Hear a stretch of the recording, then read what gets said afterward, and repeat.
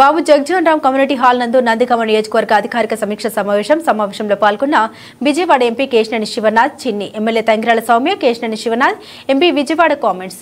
మీ system నేను కొత్త సౌమ్య గారు పాతవారి సమస్యలపై ఒకసారి మీ అందరితో మాట్లాడి తెలుసుకొని మీ అందరితో సమావేశం అవ్వడమే ముఖ్య ఉద్దేశం. రాష్ట్ర ఆర్థిక పరిస్థితి మీ అందరికీ తెలుసు, అయినా కూడా ఉన్న కొద్ది వనరులతో ఏ విధంగా పనిచేసుకోవాలన్న దానిపై చర్చించుకోవాలి. అందరూ సమిష్టి కృషితో పనిచేస్తూ జిల్లాను ఆదర్శవంతమైన జిల్లాగా తీర్చిదిద్దుకుందాం. Thangirala Sowmya MLA Nandigama comments. భారీ మెజార్టీతో కూటమి ప్రభుత్వాన్ని ప్రజలు గెలిపించారు. ప్రజల నమ్మకాన్ని ఒమ్ము చేయకుండా పనిచేద్దాం.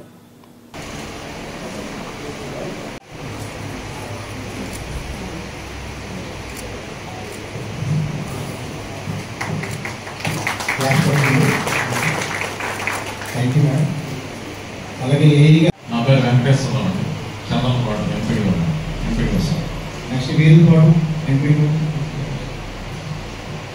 పేరు అయినా తెలియజేసిన ముందుగా మీరు 70% ఫండ్ శాంక్షన్ అయింది.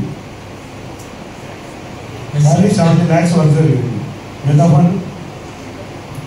మిగతా ఫండ్ మన ఏషియన్ ఇన్వెస్ట్మెంట్ బ్యాంక్ నుంచి అక్కడ టెక్నికల్ ఇష్యూస్ వచ్చి దానికి కొంత డిలే 5 రోజులు జరిగింది సార్.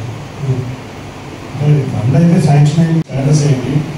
ఏ కానీ స్టేట్ గవర్నమెంట్ కానీ వచ్చింది, అసలు వర్క్ ఎంత వరకు వచ్చింది, ఏం గురించి డీటెయిల్ రిపోర్ట్ అయితే కావాలి. దాని గురించి ముందు అసలు ఆ ప్రోగ్రామ్ అనేది ఎప్పుడో టీడీపీ హయాంలో, గత ప్రభుత్వ హయాంలో జరిగింది.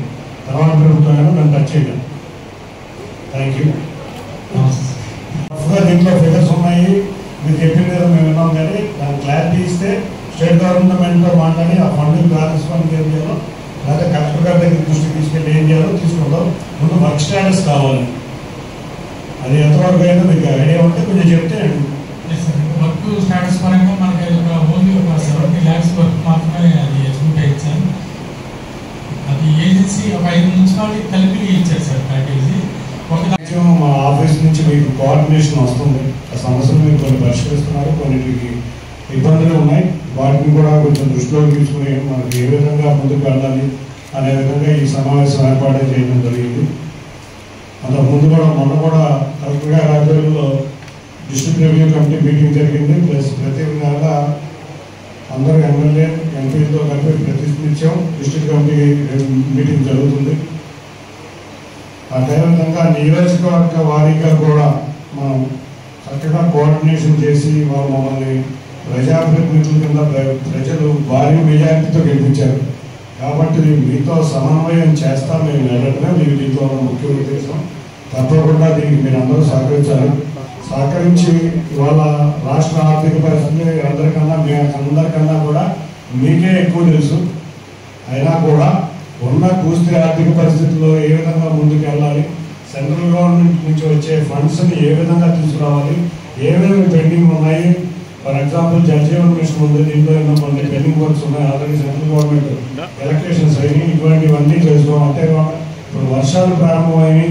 ముఖ్యంగా హెల్త్ డిపార్ట్మెంట్ వాళ్ళు చాలా జాగ్రత్తగా వ్యవహరించాల్సిన సమయం.